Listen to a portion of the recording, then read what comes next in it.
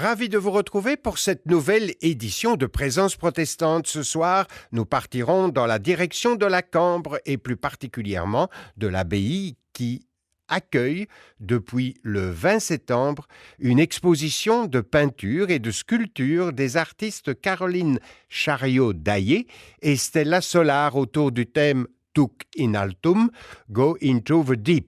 Dans quelques instants, nous découvrirons ce qu'il y a derrière ces mots.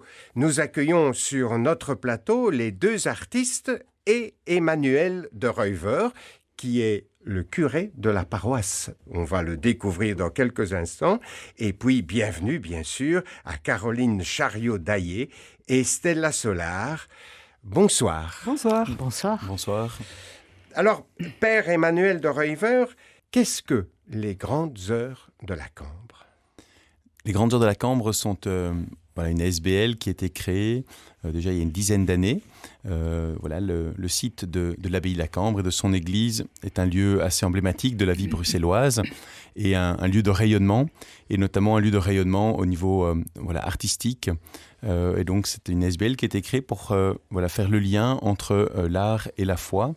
De pouvoir également ouvrir un peu les portes de l'Église et d'avoir ce dialogue foi et art, monde et foi. Et il y a un pôle exposition dans le cadre duquel s'inscrit cette exposition Tuc in altum. Il y a aussi un pôle musical avec toute une série de programmations de concerts et également un pôle formation pour justement des conférences ou ce dialogue foi et société. C'est important pour vous trois, ce rapport art et foi.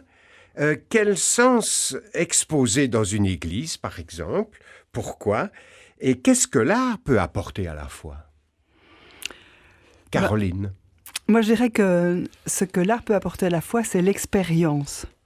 L'expérience de la beauté.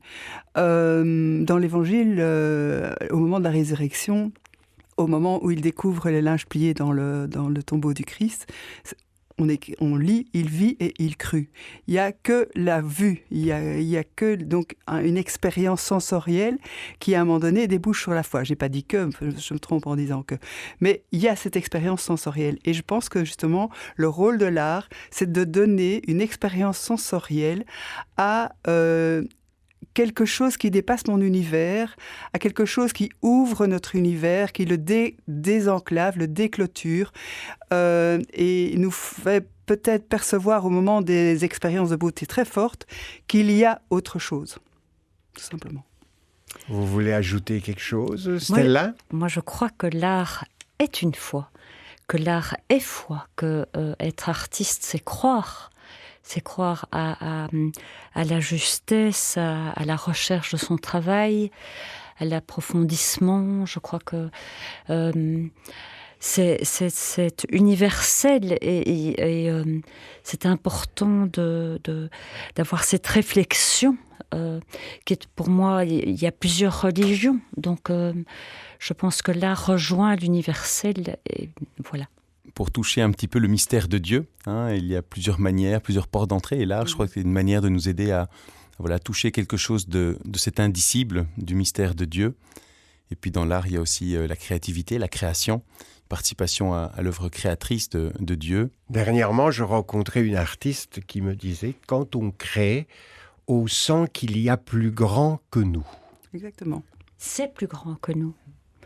On est devancé par une puissance. En fait, on est terriblement habité. C'est l'inspiration? Je ne pense pas que c'est l'inspiration. Moi, je dis souvent que je suis une passagère, parce qu'en fait, c'est quelque chose qu'on reçoit que de créer. Et on ne fait que transmettre. Donc, on reçoit d'une puissance qui nous dépasse. Et c'est fabuleux. Merci. Évidemment, c'est l'ouverture aussi à l'universel. On n'est pas campé dans un groupe ou l'autre. Voilà, le but de l'exposition, c'est pas une exposition pour les paroissiens, ou pour les chrétiens, mais c'est bien plus largement, à travers l'art, une manière aussi de pouvoir toucher des personnes qui rentrent dans l'Église et qui se laissent toucher par cet art, qui se laissent interroger par cet art, qui se laisse peut-être aussi, qui permet de rentrer en soi-même et de se poser des questions profondes, des questions de foi. Du 20 septembre au 23 novembre, nous sommes invités à visiter, découvrir, cheminer avec nos artistes dans cette exposition de 55 œuvres autour de ce thème, Duc in altum. Qu'est-ce que vous avez mis derrière ces mots? Qu'est-ce qu'ils représentent pour vous? Duc in altum, ça fait référence à l'Évangile, Jésus qui rencontre les disciples qui sont en train de pêcher sur le lac, qui n'ont rien pêché, qui sont découragés. Et cette rencontre, Jésus dit « Avancez au large, jetez vos filets au large, allez en eau profonde ». Et c'est cette invitation à aller parfois au-delà au-delà des apparences, au-delà du vécu. Le Seigneur nous invite à faire un pas de plus. Et alors voilà, c'est dans cette année jubilaire également, dans cette année sainte, on a voulu à l'église de la Cambre faire redécouvrir le sens du baptême. Et il y a un peu ce passage de la mort, de l'échec, de tout ce qui ne porte pas de fruits, à la lumière, à la vie, à une fécondité. Et le Christ nous aide à avancer au large pour retrouver cette fécondité, ce chemin de lumière qu'il veut nous ouvrir. Et c'est un petit peu cela le sens du nom de l'exposition et qui correspond à ce que nos deux artistes ont voulu aussi partager à travers leurs œuvres. Et dans ce que vous partagez à travers ces œuvres, il y a aussi votre propre recherche spirituelle, il y a aussi une expérience peut-être derrière tout cela. C'est l'expérience du ravissement, qui est une expérience merveilleuse qu'on peut faire en tant qu'artiste ou en tant que spectateur, qui consiste... Le mot est magnifique en lui-même, parce que ravissement contient le mot ravir, être ravi, être pris, être enlevé à soi-même. Et ça va dans le sens aussi de cette fameuse, on dit inspiration, mais d'être pris par quelque chose de plus grand que soi.